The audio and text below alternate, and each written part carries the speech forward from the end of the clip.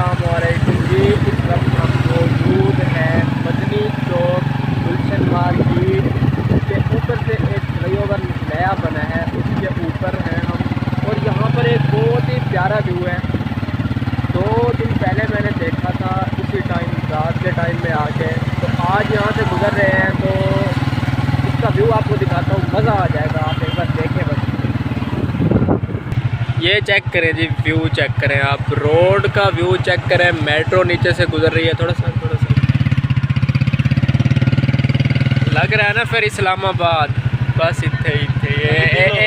اے road view view ہے ملتان، لگتی لاہور دیا تے ہے ملتان دی روڈ، بڑا وی آئی پی بھائی جان روڈ اے روڈ بڑا وی آئی پی پسند، مجھے تو پسند ہے بھئی، یہ بہت پیارا ویو ہے۔ یہ آپ لوگ بتائیں کمنٹ باکس میں کہ آپ کو کتنا پسند ہے ملتان کا یہ ویو۔ ملتان میں کیا اتنا پیارا ویو، یہ پہلی بار میں دیکھ رہا ہوں، باقی بھی دیکھے ہیں کافی سارے، ادھر سے بھی ہے لیکن ادھر سے چس نہیں آ رہی، آگے پل ہٹ جاتا ہے، آگے پل ہے، نہیں تو ویو ادھر سے بھی وی آئی پی قسم کا ہے۔